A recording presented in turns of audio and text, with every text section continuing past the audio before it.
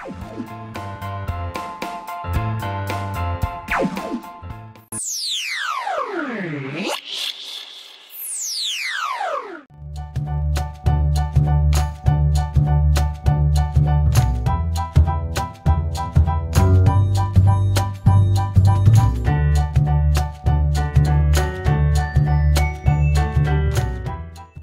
bertemu lagi kita pada hari ini bersama saya Cikgu Zana.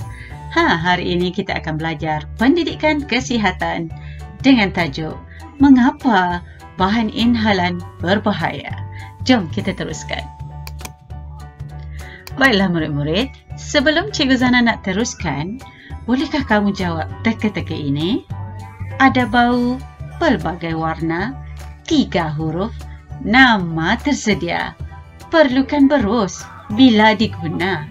Cubalah teka. Apakah dia? Bagaimana? Anda boleh dapat jawapannya? Ada yang macam dah menjawab tu. Cikgu Zana macam dah dengar. Baiklah. Kita lihat apakah jawapannya. Cat. Cat adalah jawapan kepada teka-teki cikgu tadi. Tapi apakah kaitan cat dengan pembelajaran kita hari ini? Jom kita saksikan. Baiklah murid-murid, hari ini Cikgu Zana ada berita tergempar. Berita tergempar dari konti PGPK. Apa berita tergempar tersebut? Baiklah, berita tergempar yang Cikgu Zana maksudkan ialah pertama sekali tentang kegiatan menghidugam atas bumbung. Kegiatan ni banyak berlaku dan telah diambil berat oleh pihak berwajib. Dan kegiatan menghidugam ni terlalu banyak sehingga ada yang dah menjadi ketagih. Baiklah, kita lihat lagi. Apakah berita yang menggemparkan ini? Hidugam di taman awam. Dia boleh berlaku di mana-mana kegiatan menghidugam. Gam yang mana satu? Adakah gam yang kamu guna dengan di sekolah tu? Tunggu, teruskan. Teruskan menonton dan teruskan bersama dengan Cikgu Zana untuk pembelajaran hari ini. Kita lihat seterusnya berita yang Cikgu Zana ingin sampaikan, iaitu risiko tinggi hidap sakit mental. Bahaya betul hidugam ni, bukan? Itu risiko hidugam sampai boleh menyebabkan kita sakit mental. Itulah jadinya bila orang yang tidak berfikir akan kesan dan akibat melakukan sesuatu. Kita lihat lagi satu, iaitu tentang risiko hidugam. Tengok, menunggu ajal. Tiada istimewanya Ramadan walaupun Syawal bagi Razman yang berusia 21 tahun kerana ketagih menghidugam sejak 8 tahun yang lalu membuatkan dia kini seolah-olah hidup dalam dunianya sendiri dan menunggu maut. Nampak tu, masa terbuang begitu sahaja tanpa menikmati hidup ini dan disia-siakan hanya kerana hidugam. Ini lagi tentang tendang kepala bapa, iaitu remaja lalok. Lalok, tahu lalok? Dah tak betul lah tu pemikiran dia. Akibat hidugam yang berlebihan boleh menyebabkan lalok ataupun dah tak waras pemikiran dia. Sanggupkah kamu hilang pertimbangan kerana gam? Lihat tu betapa bahaya hidugam.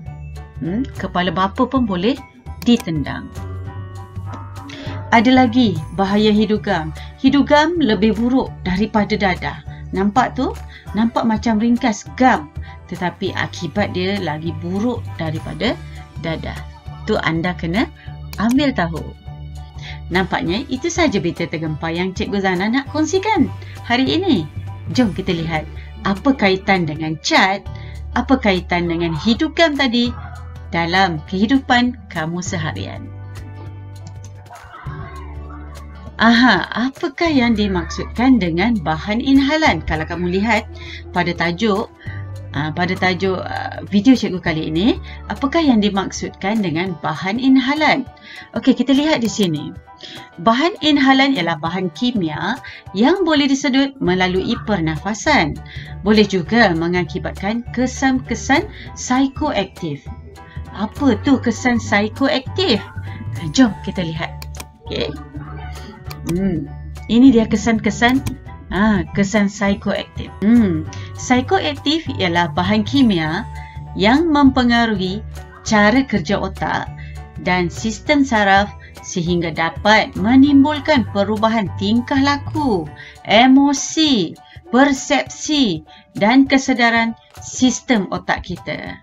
Nampak tu perubahan yang boleh dilakukan kepada otak kita hanya kerana menggunakan bahan-bahan inhalan. Otak kita pun boleh keliru dengan apa yang kita sedang buat. Itu kesan bahan kimia yang diberikan oleh bahan inhalan. Jadi sekarang kita lihat kepada jenis-jenis bahan inhalan yang ada di sekeliling kita. Mungkin kamu tak perasan, dia memang wujud.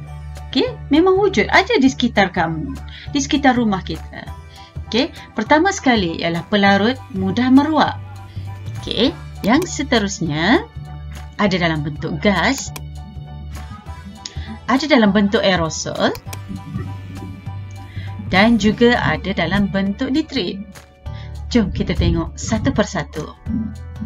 Okey, untuk pelarut yang mudah meruap seperti ini, kita boleh lihat contoh yang pertama iaitu pen penanda. Kamu mesti dah biasa dengan pen penanda ini, bukan? Guru-guru kamu pun selalu gunakan di dalam kelas dan mungkin juga pen penanda ini ada di rumah kamu. Tapi adakah kamu perasan yang ia mengeluarkan bau? Bau itulah yang boleh menyebabkan ketagihan dan kalau diambil secara berterusan, dihidu secara berterusan akan menyebabkan kerosakan pada saraf kita. Seterusnya, apa lagi bahan pelarut mudah meruap ini? Okey, yang kedua ialah cecair pemadam. Ini adalah contoh cecair pemadam yang digunakan untuk memadam kesalahan.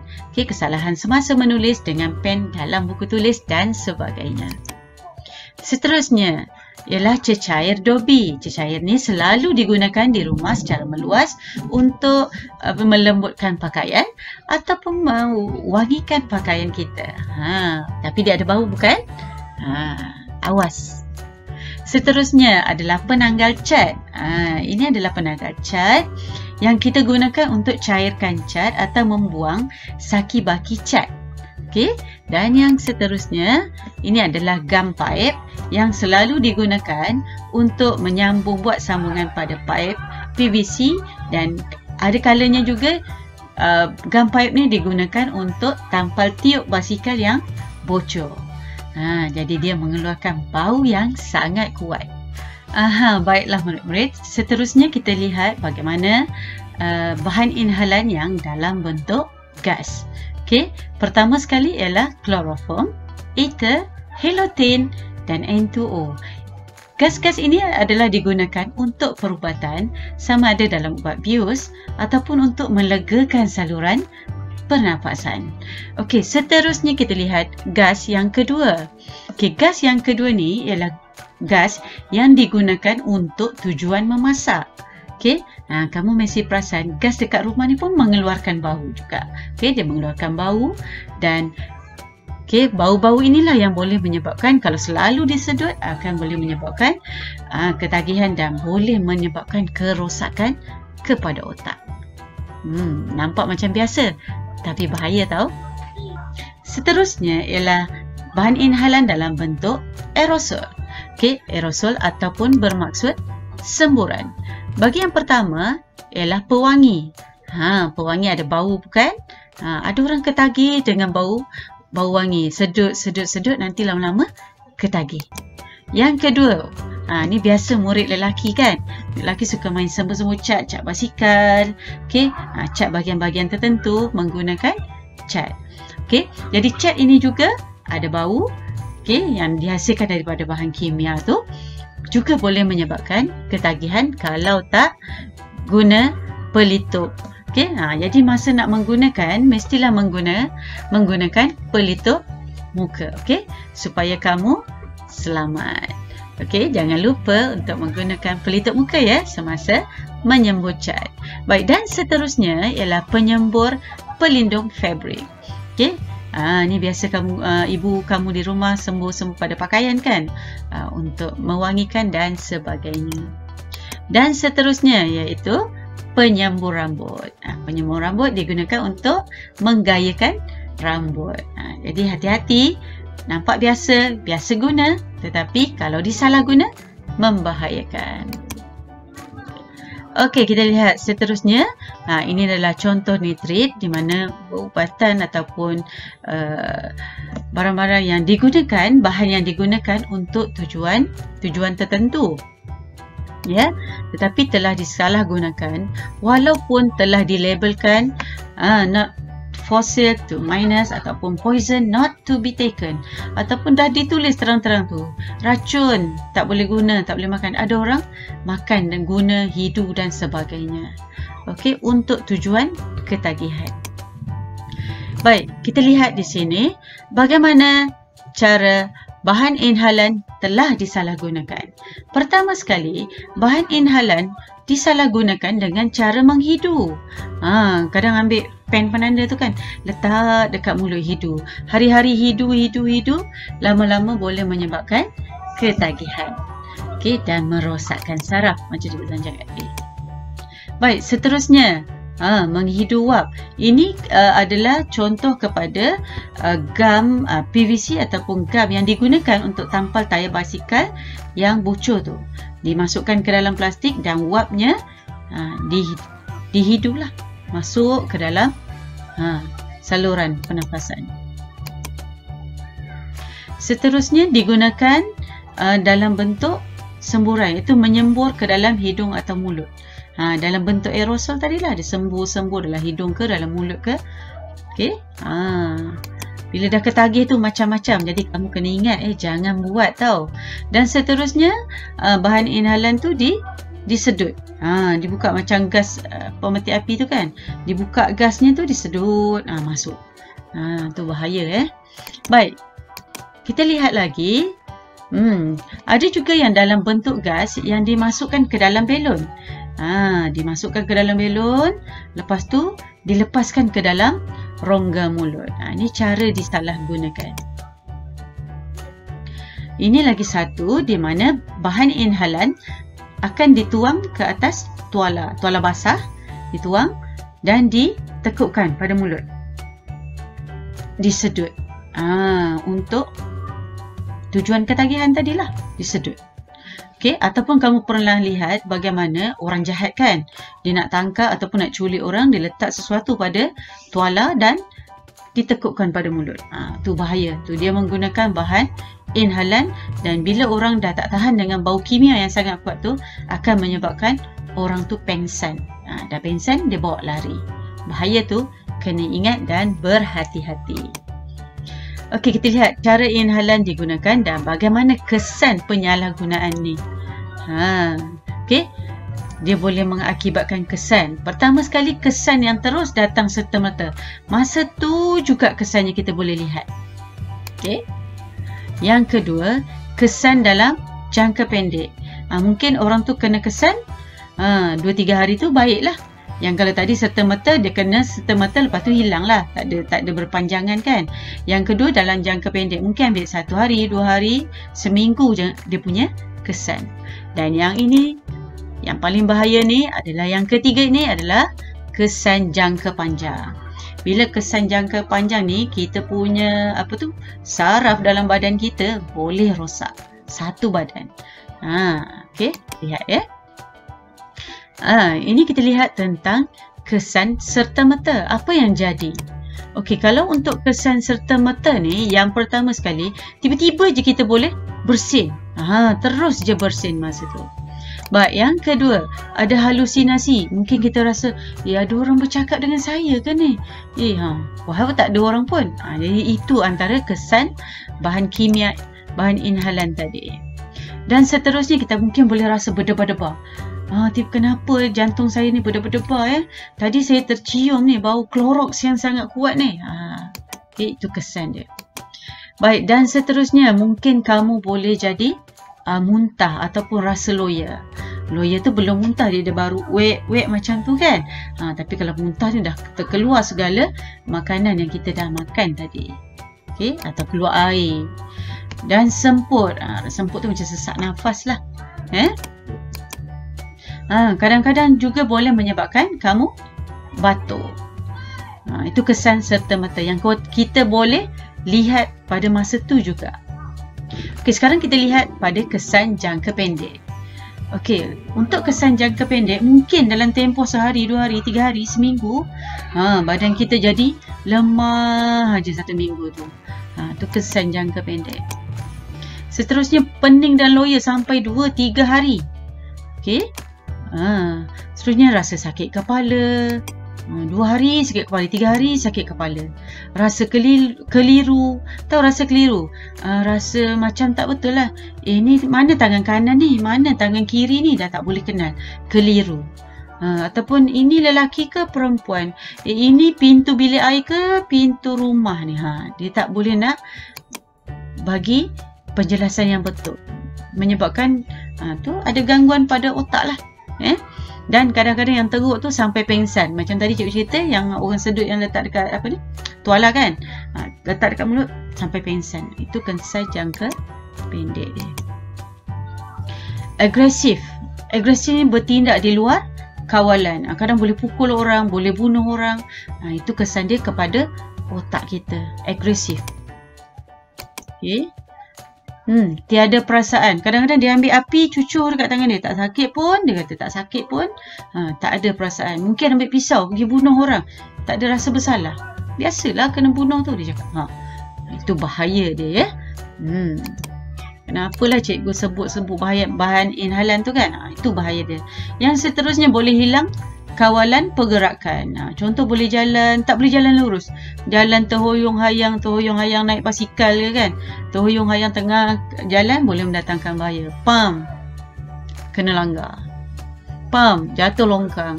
Macam-macam Pertuturan menjadi tidak jelas.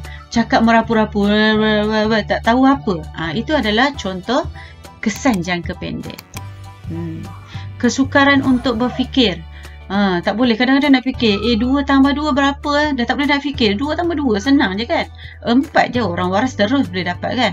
Ini nak tambah pun tak tahu. 2 tambah 2, 1 tambah 1, tak tahu. Itu kesukaran. Dia nak fikir benda yang mudah pun tak dapat. Hilang kawalan diri. Tak boleh nak kawal diri sendiri. Okey, macam tadilah cikgu cakap, boleh jalan terhoyong-hayang, tak boleh nak kawal. Garisan yang lurus pun dia tak boleh jalan. Dia jalan bengkak-bengkok, tak boleh nak kawal. Contohnya macam dia nak pegang air kan, tak boleh pegang. Nak pegang, nak kawal, nak minum air pun boleh tumpah. Itu dia dah hilang kawalan diri dia. Okey. Baik, seterusnya. Rasa kebas hujung jari ni, hujung-hujung jari rasa kebas. Itu menunjukkan saraf-saraf dalam badan dia dah menerima kesan bahan inhalan tadi. Rasa kebas saja. Hujung jari kaki, hujung jari tangan. Itu bahayanya. Baiklah murid-murid, sekarang kita teruskan kepada kesan jangka panjang. Apakah kesan jangka panjang bahan inhalan ni? Kalau kita ambil ataupun orang yang ketagihnya berpanjangan, kita lihat apa yang jadi pada satu badan dia. Baik, pertama sekali iaitu menyebabkan kerosakan kepada otak. Otak kita ni boleh rosak. Tiba-tiba otak mati, diam, meninggal. Itu kerosakan. Seterusnya, kerosakan kekal kepada sistem saraf. Sistem saraf tu ialah satu badan kita lah. Mungkin tiba-tiba berlaku stroke. Badan dia sebelah boleh gerak, sebelah tak boleh gerak. Sebab dia punya saraf sudah rosak. Kerana selalu menghidu ataupun menggunakan bahan inhalan. Kerosakan kepada buah pinggang. Kita lihat lagi. Kerosakan kepada hati. Ini kebanyakan kerosakan yang berlaku adalah dalam badan kita. Okey. Kerosakan sum-sum tulang. Sum-sum tulang tu ialah bahan yang ada dalam tulang kita. Boleh rosak. Hilang berat badan, tiba-tiba jadi kurus saja. Kesian kan? Okey. Gangguan penglihatan, mata boleh jadi kabur, boleh tak nampak. Ialah sebab saraf dekat mata tu dah rosak. Hilang deria bau, tak boleh hidu. Macam orang kena COVID kan, COVID-19, hilang deria bau. Tapi yang ni kalau COVID tu, baik COVID tu adalah balik kan. Tapi ni kalau hilang deria bau tu, habis terus sebab saraf bahagian bau dia tu, deria bau tu dah rosak. Kurang pendengaran. Saraf pendengaran rosak. Nampak tu? Kamu dah tahu banyak bahaya tentang penggunaan bahan inhalan ini. Ada yang ingin nak cuba lagi? Nak cuba? Tak payah, tak perlu, jangan. Sebab kamu sekali kamu cuba boleh menyebabkan kamu ketagih nanti. Nak lagi. Lama-lama boleh rosak satu badan kamu. Jadi, katakan tidak kepada penyalahgunaan bahan inhalan. Hanya setakat ini dahulu untuk kali ini. Okey, ingat jangan guna bahan inhalan, berbahaya. Jumpa lagi dan jangan lupa subscribe channel Cikgu supaya beri motivasi kepada Cikgu untuk hasilkan lebih banyak video kepada kamu dan memberi kamu banyak maklumat. Okey, bye. Jumpa lagi.